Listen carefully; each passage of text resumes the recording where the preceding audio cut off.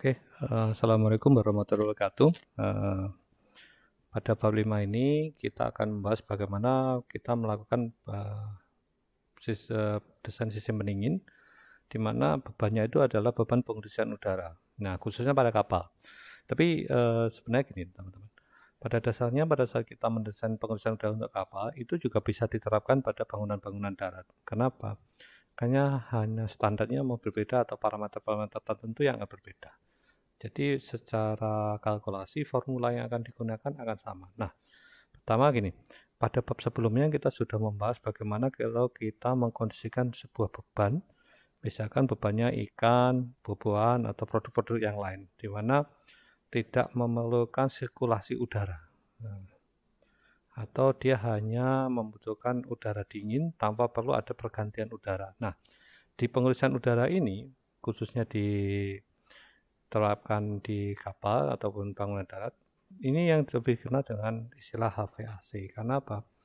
Di proses pengisian udara itu ada proses heating, ventilating, and air conditioning. Jadi ada proses pemanasan juga, ada proses ventilasi juga, atau pengisian udara. Nah, flowchart-nya akan seperti ini. Jadi teman-teman akan belajar dari materi 1 sampai 7. Sebenarnya rekan-rekan bisa baca yang terutama pengertian-pengertian. Nah, ini pengertian-pengertian seperti ini teman-teman sudah baca dan bisa mengenali equipment terutama. Nah, dan dari sini kalau Anda menerapkan pada kapal, nanti akan ada 2 klasifikasi, yaitu kapal angkatan perang ya, naval, atau pada kapal dagang. Ya, secara umum adalah fungsi tersebut ada seperti ini. Secara umum fungsi HVAC ada, rekan-rekan sudah bisa baca di modul. Dan ya ada hal yang penting lagi sebenarnya gini.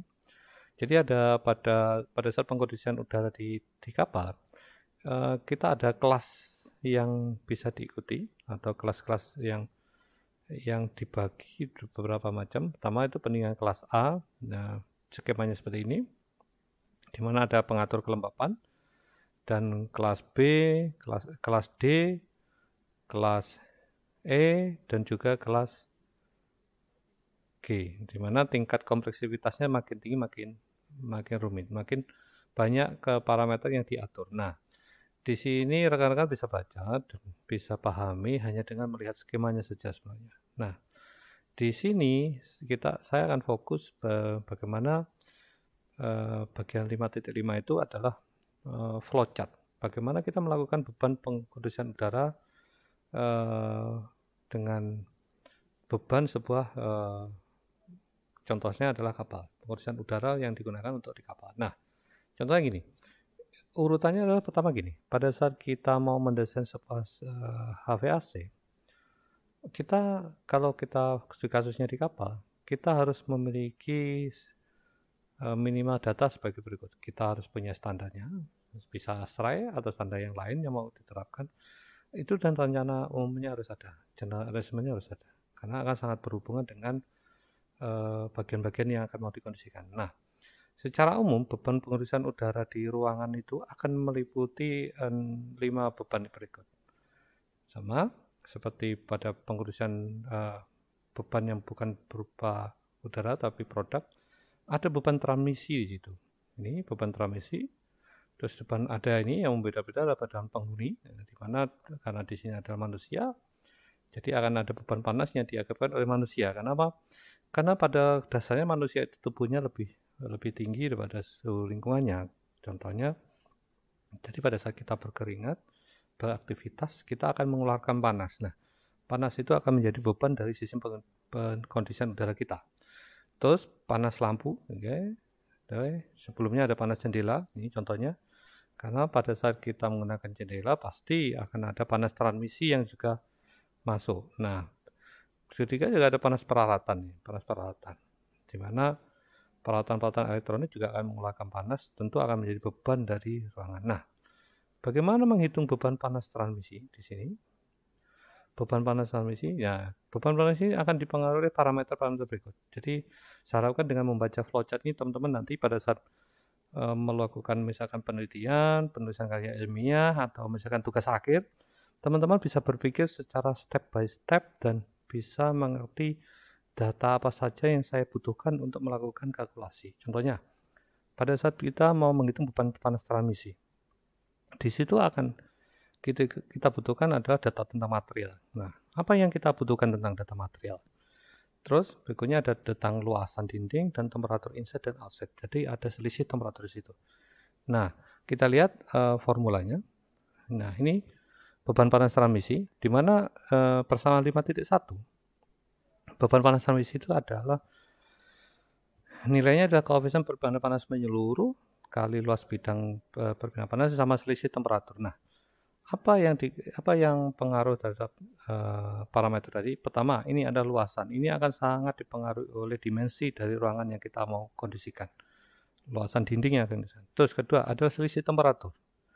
Nah, ketiga, ada juga nilai U, yaitu koefisien perpindahan panas menyeluruh. Rekan-rekan sudah belajar tentang perpindahan panas pada saat belajar di termodinamika.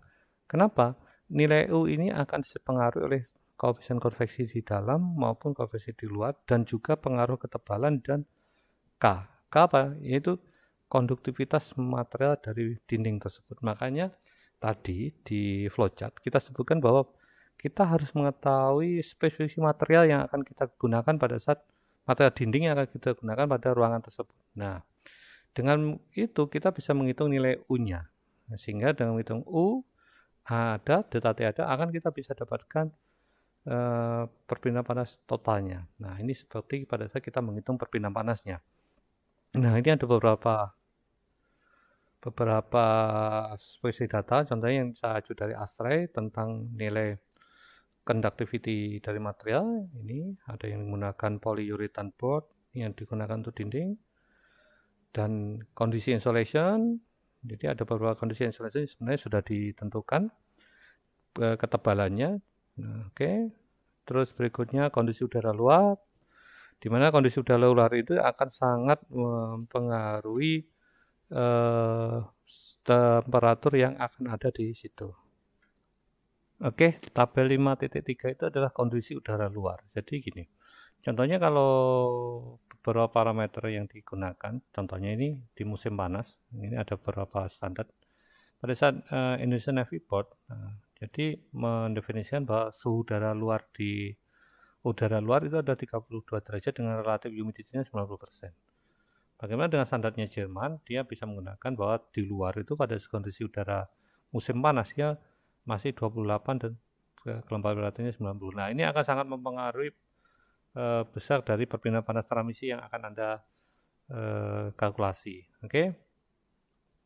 Terus berikutnya itu adalah beban panas akibat panas penghuni. Nah, penghuni ini akan hanya dipengaruhi dua hal sebenarnya, yaitu jumlahnya orang dan juga jenis aktivitas. Nah, kita bisa lihat di sini. Nah, contohnya beban panas ruangan akibat beban panasnya orang. Nah, itu akan sangat dipengaruhi oleh pertama jumlahnya orang, kedua adalah berapa tipe apa kegiatan orang tersebut. Ini contohnya pada aktivitas pada saat suhu 27 derajat menari, itu akan memberikan panas sensibel 72, laten 177, dan totalnya adalah 249. Artinya per orang itu akan menghasilkan panas 249 watt per aktivitasnya. Oke, per orang. Nah, seperti itu. Bagaimana dengan aktivitas yang lain? Ya, silahkan rekan-rekan baca di sini dan Anda bisa menentukan, oh ini masuk ke moderate activity atau ini light activity. Rekan-rekan bisa menentukannya berdasarkan judgment Anda. Oke.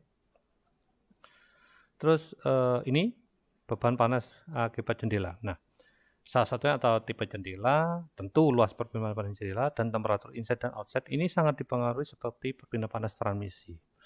Di mana jendela itu akan secara perpindahan panas akan memindahkan panas secara konduksi, oke? Apakah ini beban panas akibat rambatan di jendela, nilai U-nya ini akan ditentukan berdasarkan ini tipe-tipe jendela yang digunakan, rumusnya seperti panas transmisi. Nah, selisih suhunya, oke. Dan jika menghitung tanpa kita tidak perlu menghitung dimensi, kita bisa menghitung berdasarkan luasan saja. Dimana jika jadi jendela tanpa interior tapi tanpa shading atau tanpa tirai itu secara kalkulasinya, dia akan bisa menghasilkan panas 350 watt per meter persegi. Artinya per meter perseginya luas jendela itu akan menghasilkan 350 watt.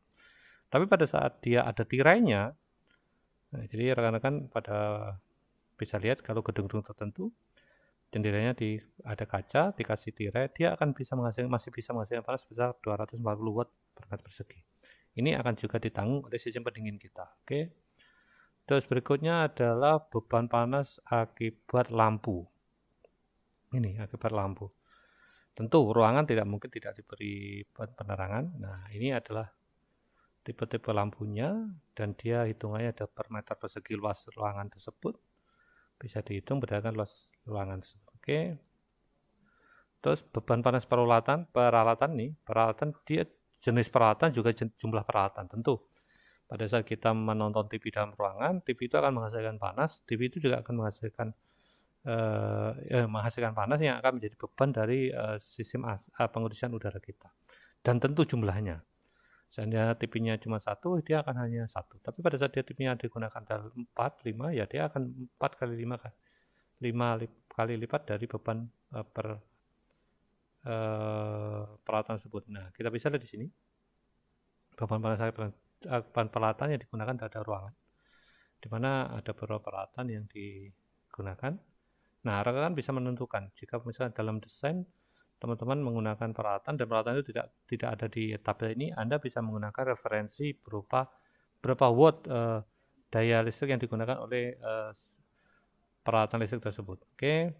Nah, dari sekian total ini panas dari transmisi, penghuni, panas jendela, lampu, dan peralatan nanti akan bisa kita dapatkan beban panas total yang akan ditanggung oleh sistem AH kita, air handling unit kita. Nah, seperti ini. Makanya dari situ kita akan bisa menghitung adalah nilai dari HT ini, adalah total panas yang diterita ruangan. Yang akan ditanggung oleh ruangan ini didapatkan dari total perhitungan tadi.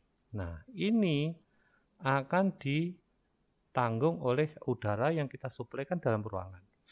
Makanya nilainya adalah pembagian dari ini bahwa kita akan membutuhkan udara dingin yang disuplai ke ruangan tersebut untuk menurunkan suhu ruangan tersebut. Didapatkan dari bahwa beban panas total yang diterita per ruangan tersebut dibagi sama rho, CP-nya, dan perbedaan udara dingin dan ruangan yang akan kita desain. Nah, contoh gini, maksudnya gini. Apa yang maksud data ini? Contoh gini, pada saat kita mendesain sebuah ruangan itu kita harapkan suhunya 25 derajat Celcius, maka udara yang disuplai ke dalam ruangan tersebut itu tidak boleh direkomendasikan adalah memiliki selisih suhu 10 derajat. Artinya udara yang kita masukkan dalam ruangan itu adalah 25 minus 10. Artinya suhunya adalah 15 derajat Celcius. Ini yang dimaksud 10 derajat seperti itu. Kenapa seperti itu? Misalkan contohnya pada saat kita menginginkan suhu 25 derajat. Tapi udara yang kita suplai ke dalam ruangan agar lebih cepat penurunan suhunya kita suplai 0 derajat. Secara perpindahan panas proses penurunan suhu dalam ruangan itu akan sangat cepat. Contohnya kita punya ruangan suhu awalnya 30 derajat. Pada saat kita ingin itu segera menjadi suhu 25 derajat, kita kasih suplai udara 0 derajat. Otomatis yang terjadi adalah suhu 30 derajat akan turun menjadi 25 derajat dalam waktu yang lebih singkat. Tapi yang terjadi adalah bahwa pada saat itu terjadi, efeknya adalah apa? Yang terjadi adalah penurunan suhu di dalam ruangan sangat ekstrim, kecepatannya sangat tinggi. Efeknya apa? Itu akan mengganggu kereta nyaman bagi manusianya. Karena apa? Kita akan mendapat suplai udara yang sangat dingin, misalkan 0 derajat. Jadi makanya rekomendasinya adalah pada saat kita menginginkan suhu ruangan 25 derajat, yang kita harapkan adalah kita mensuplai udara itu cukup pada suhu 25 kurangi 10, artinya 15 derajat sudah cukup untuk mengkondisikannya. Oke, saya pikir cukup jelas. Silakan rekan-rekan memahaminya dulu. Oke, terima kasih.